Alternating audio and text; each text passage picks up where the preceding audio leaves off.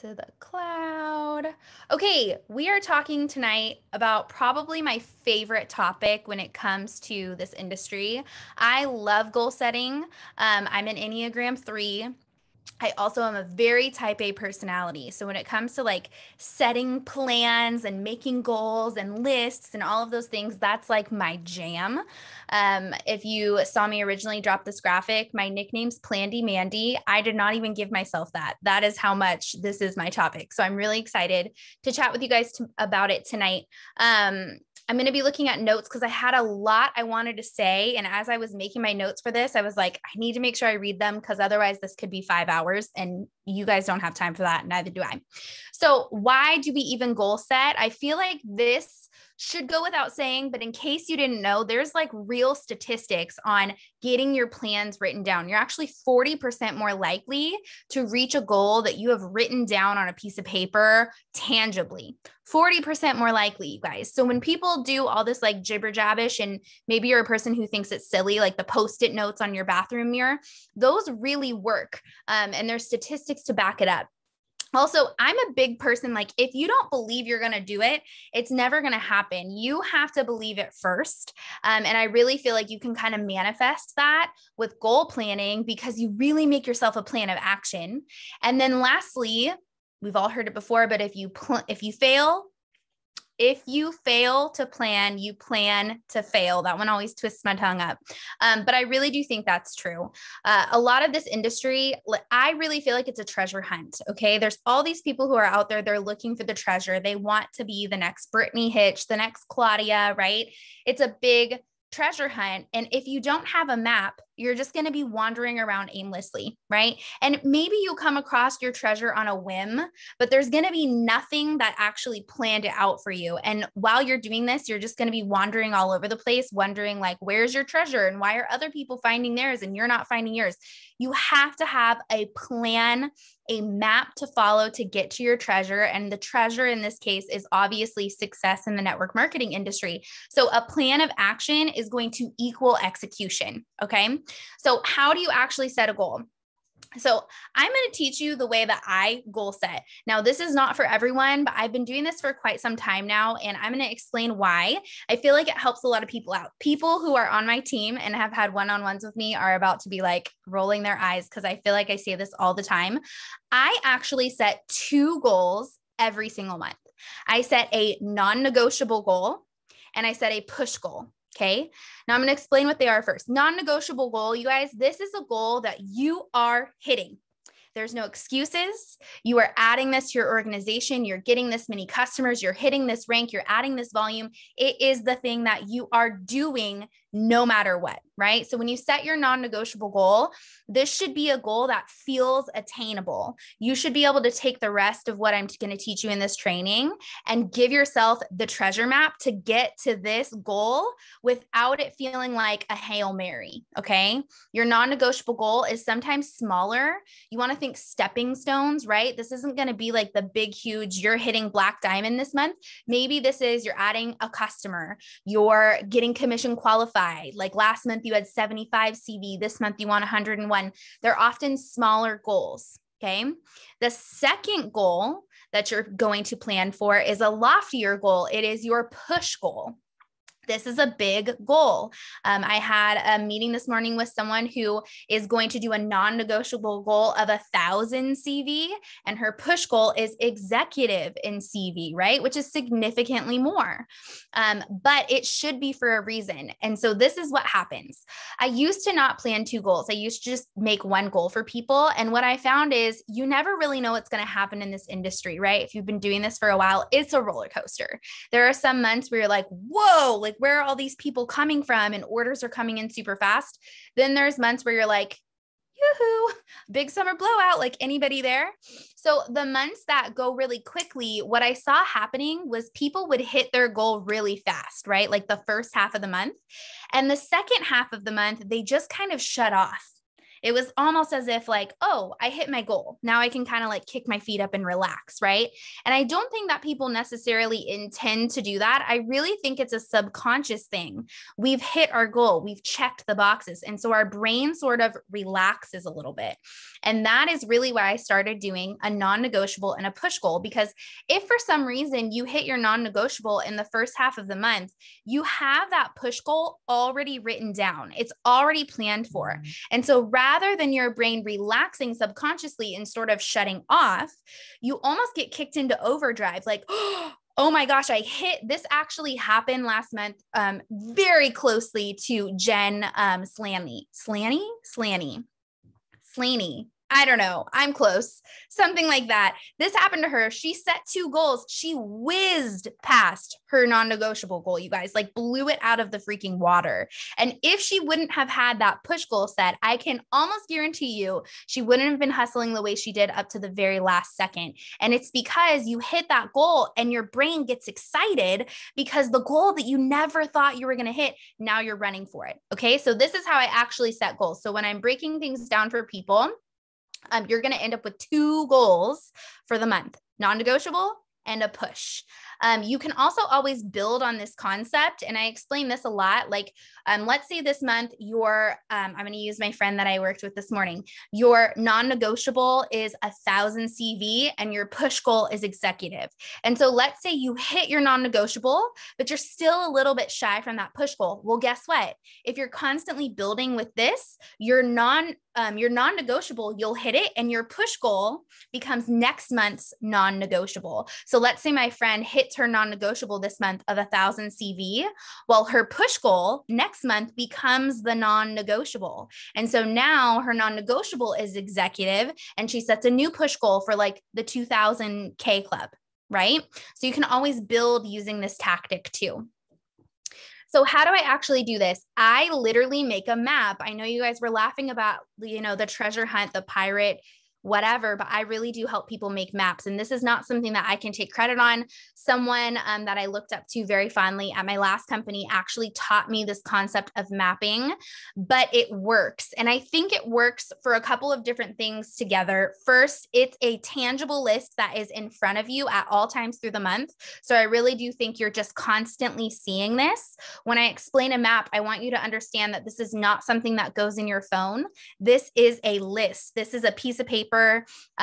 I like to print mine out, but you can do it just literally in pencil or pen. Pencil is highly recommended because you're going to redo it a few times. But this is what a map is. A map is you getting out a piece of paper. You're going to figure out what you need for the month, which we will go over in just a second. But let's say that you need 15 orders to hit your goal for this month. You're going to take a map. You're going to write whatever your goal is at the top. Executive in CV, 15 orders. And you are going to number that page 1 through 15. Now, I break these down in 100 PV chunks. I feel like it's the easiest way to like have it be a little simpler on paper. But if you were to get orders that were less than 100 PV, you can always readjust your map, right? So instead of 1,500 PV orders, if you got a couple 50, you could bump it up to 17. The point is that you're putting numbers of orders down on a map. Okay. So when you first start this, you'll have a blank sheet of paper. It'll be numbered and there will be nothing else on it. You're going to fill this up. Okay. You're going to fill the whole map up with people, order amounts, and dates. Okay. It's going to be filled. And this is how you know that you are a shoo-in for your goal, because if you can fill your map before you've even gone through the month of working, you are hitting that goal. So I'm going to give you an example. You're going to get really specific on these. So with those 15 orders, as you're filling them in, you're going to write down where the orders are coming from. So the sponsor. So let's say you guys all know Jen's on my team. Jen's going to get 3 customers this month. So that's what she tells me. She's like, I'm getting 3 customers this month. I write down Jen, 1 through 3 on those orders. Jen. That's the sponsor. The second part that goes on this list is the potential's name. So she's like, my potential number 1 is Sarah. Number 2 is Bob. Number 3 is Sam. Okay. So in line, it would say order 1, Jen, Sam. Order 2, Jen. I forget the name I said, whatever, Sue. Order number 3, Jen, Bob.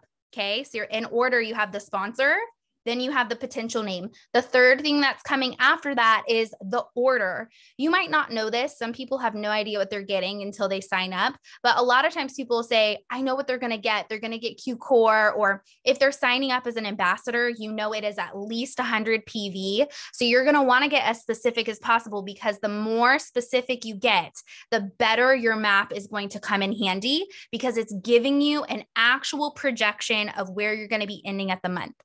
The last thing that I write on this map is the date that that person is signing up to be an ambassador or placing their order.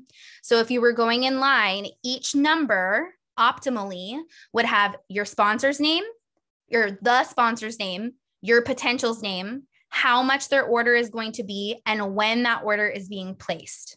Okay.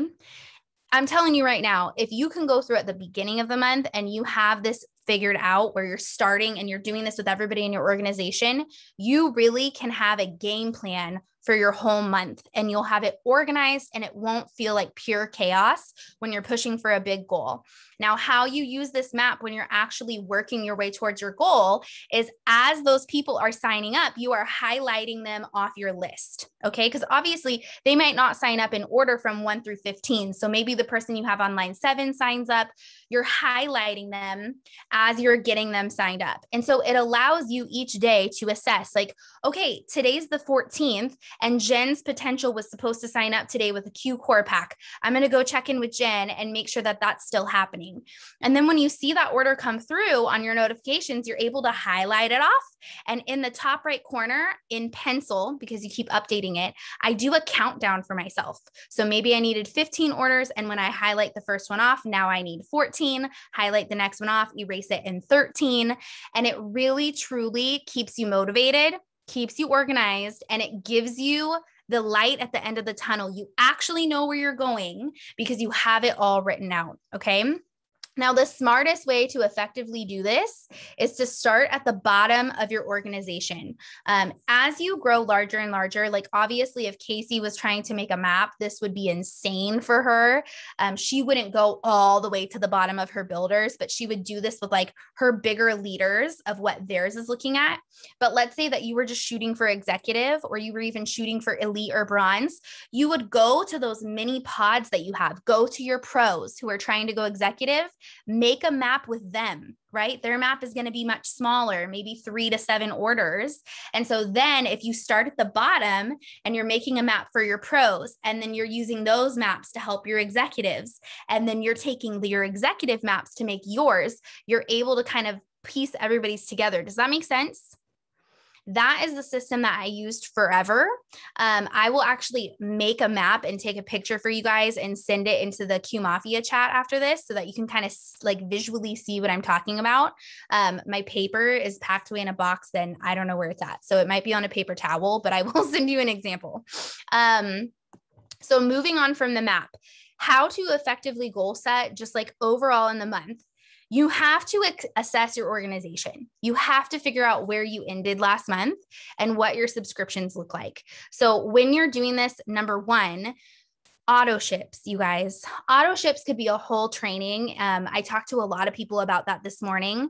When you're signing up specifically customers, but also ambassadors, an auto ship is going to make your goal planning so much easier, because you can look at your reports and you can see exactly who is ordering what through your entire month. And it's going to give you a place to start. If you're goal setting just based off the number that you ended last month, it's helpful, but it's not super accurate, right? Because some of the people who ordered last month might not order this month. But if you're setting your goals off of your auto ship report, it's giving you the most accurate detail of the orders that you know for sure you have coming in. So my tip is always to goal set off of that. And worst case scenario, you're going to end up pleasantly surprised because people will place orders without auto ships, but you're kind of planning at the base amount of volume that you're going to be having come in. Does that make sense for everyone so far? And this is also why auto ships are so crucial when you're signing people up with customer accounts. make sure you're telling them all of the reasons why they should be signing up with an auto ship. And specifically for me with customers, I always tell them this is a 60 to 90 day commitment, not for my sales, you guys. That's not for sales. It's for them to really get the best results on their products. They need that amount of time. And if they're going to be using the products for 60 to 90 days, they might as well get QFit for free, and they might as well be earning free products. Within those first 90 days, they're going to get something for free. Okay. So auto ships, assess your organization with all of that. Figure out what you actually need. Okay. Sometimes building each month is not rank to rank.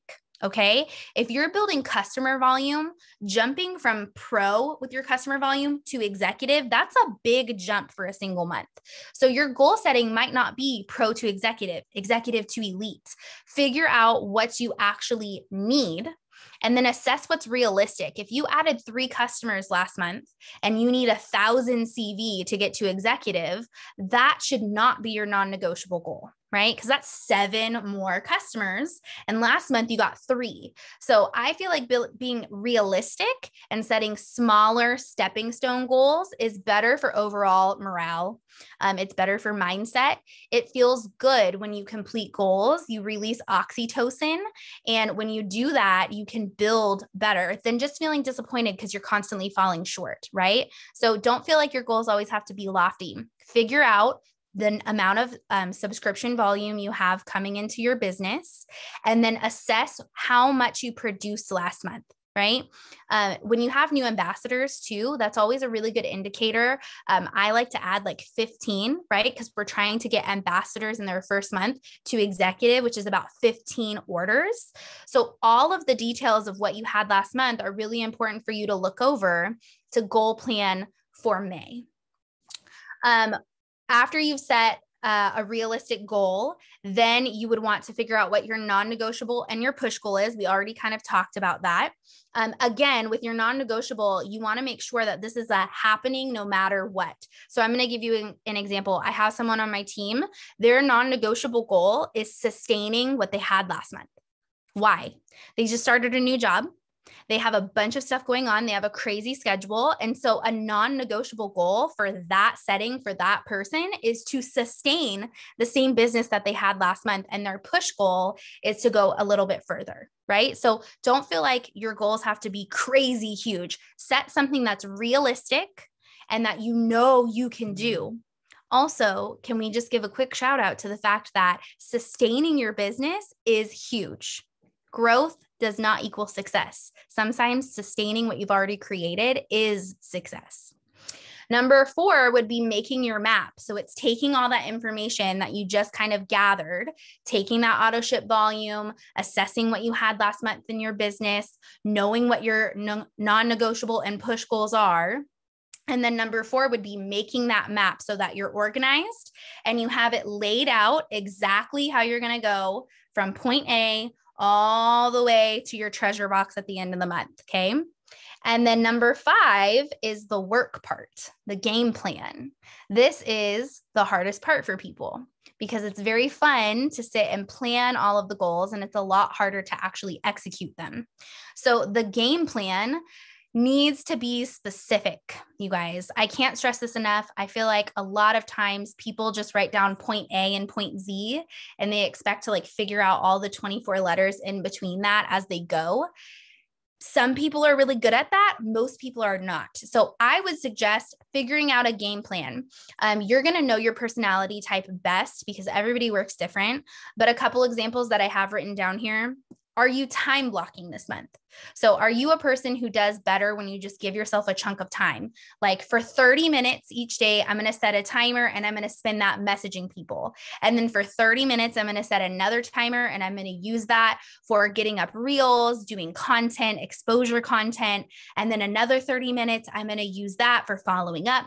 Like if you're that person, make sure you're really following through with that. Give yourself times of day that you're setting these timers. Maybe you're using alarms in your phone to remind yourself when it's time to sit down and do those, and hold yourself accountable to following that game plan. I am not so much a timer person as much as I am a checklist person because my days get crazy. So what I will do is I have a checklist throughout the day of things that I am completing each day before I put my head on my pillow. Okay. So an example of this might be I'm doing 5 messages every single day, 5 new reach outs, 1 new reel, and I'm following up with 3 of my people. Right? Maybe that's what you are. You're a checklist person. And so rather you can send 1 message in the morning and 5 messages in the evening. The time doesn't matter. You're just checking those boxes. Right. And then another way to do planning, and I really love this, is I call it nitty-gritty planning. I don't really know why I call it that. That's just what I say. But breaking down your goal into smaller goals. So to give you an example, right? If you were someone who's aiming to go executive or elite, you could break that down to, I'm trying to get 3 people to executive, or I'm trying to get 6 people to pro. Is that math right?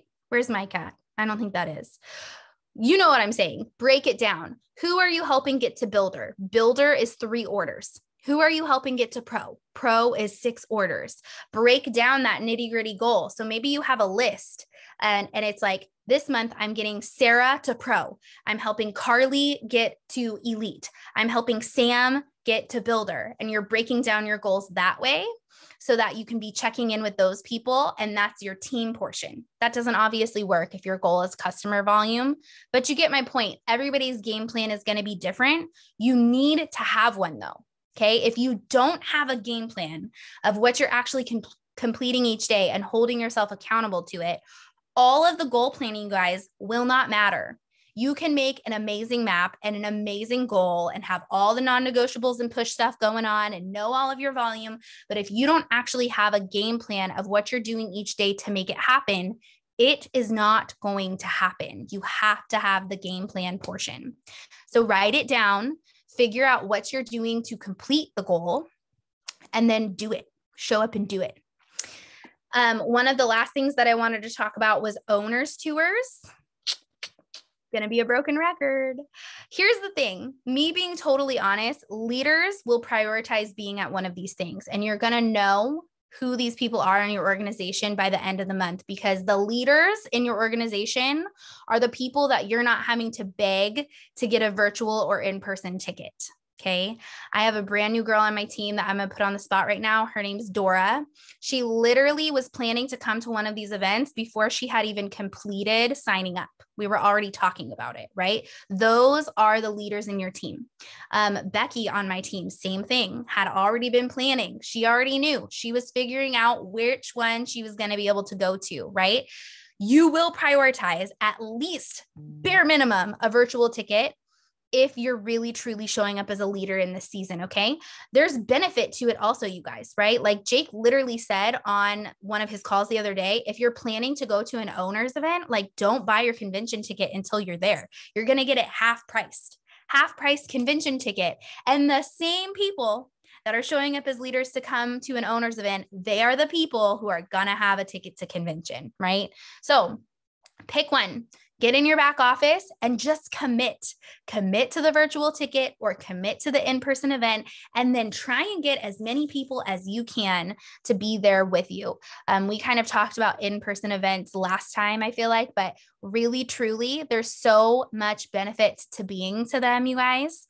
If you pay attention to the people who are promoting in this company, they are people who are at all of the events. They really, truly are. The people who are showing up, the people who are making sure they're in the room or on the virtual training. I had a goal setting call this morning with Carly, who, by the way, grew 57% in her customer volume in a single month last month.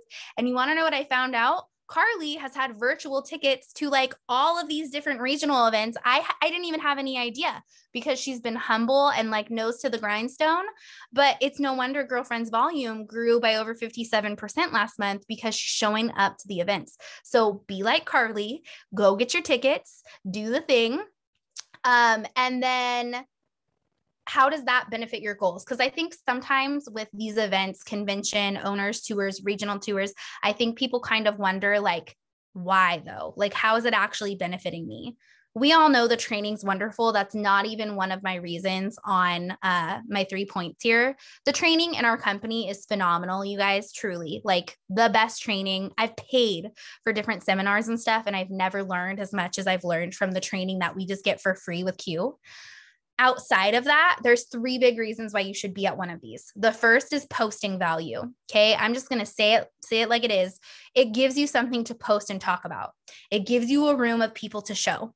My favorite thing that I post every single time, I will be going to my 4th convention with Q this fall. Every single time at Bronze Academy Day, I take a video of all the people sitting in the room and I post it on my Instagram and I say, Bronze Academy is for everybody who has achieved the ranks of bronze in our company, which is a $1,700 a month income. This entire room full of people are all making at least $1,700 a month with Q. I post almost the same thing word for word every single time in my stories. Why? Because it's people that aren't just me. It's people that isn't just my face saying Q is so great, I make a lot of money. It's a whole room of people who think Q is so great and are making money, right? It's the proof in the pudding. So get yourself to an owner's tour so that you can be like, listen, I'm not the only one who thinks Q is awesome. Look at all these people who traveled from all over the place to be here. And if you're on a virtual tour, you can do the same thing, you guys, because they're going to show you the rooms. So you can take a picture of you on the virtual event page, and I'm sure it's going to show how many other people are on the virtual event page. The point is it gives you posting value. You can get in a room and you can take pictures with top earners like Brittany Hitch and her husband, Nick, like Betsy Collard, like Francesca. Photos with these people, you guys, it really is a big deal. When you're sharing their stories, you're not just sharing some story about someone that anybody could talk about. You can put up their story next to a picture of you with them at this event and say, this is Brittany Hitch. Like, she's actually one of my mentors here. I know her in real life. She makes $120,000 a month here at Q. Okay. So it's posting value. It's being able to share about this outside of just talking with your face on Instagram, right? Number 2, it gives you access to the limited promotion. So right off the bat, if you're going to go to convention and you don't have your ticket yet, it's kind of just a no-brainer to get one of these because like I said, it's already been stated, convention tickets are going to be half off. Not only that though, Jake has literally said he is going to be dropping promotions at every single one of these stops along his tour, you guys. The promotions that he was doing at the regional events were free enrollment. $99 that your potentials do not have to pay to sign up to start their business. Okay. Jake hooks it up. I think we have all realized that if we've ever even just watched one freaking Q News, like the promotions that they drop are really great promotions. You want to be there to be able to access those because I don't think that it's something he's opening up to the whole company. Don't quote me on that, but I'm pretty sure it's going to be just for the people who have the tickets to these owners tours. So another reason why you want to be there, you want to have all the access to those limited promotions. Third thing is third-party validation and proximity. So this is kind of touched on with posting value, right? Because you would be sharing about this when you're going to the events. But third-party validation basically means other people also think it's cool. I talked about this watching Bridgerton if you were on one of my recent trainings. I'm going to recap in case you weren't there. Bridgerton, who watches Bridgerton? Raise your hand or like do the little hand thingy. Okay. Mike's not on the train yet, but he's going to be now because he hears me talking about Bridgerton and giving him third-party validation. Okay. So Bridgerton is a show on Netflix in case you live under a rock, Mike. It's a really good show that I never thought I was going to watch. I basically saw it and thought that looked dumb, not my cup of tea. And then I saw Twitter blow up one day talking about Bridgerton. And I literally said to my husband, let's watch that show because like everyone on Twitter's talking about it. So it has to be at least kind of good. 2 episodes in, I was obsessed and I was like, oh my God, Bridgerton is the best show ever. And then I was talking about it on the internet. Okay. That's third-party validation. That's the effect that it has. It basically means when you hear one person say that something's awesome, you might maybe give it a second thought or a look, but when you hear a bunch of people talking about something, you're automatically curious. The same thing happened with Tiger King during the pandemic. If you know, you know, everybody was talking about Carol Baskins, third-party validation. Okay. Also, proximity. This has been a word that's tossed around a lot lately. True leaders in this industry, they want to be taught by people who know what they're doing and who have already had success. It is a big deal to work with the corporate team as closely as we do here. You guys, I spent 3 years in a top position at my last company. I had the chance to talk to the owners one time, and they would never even know my name ever again if I saw them in a room.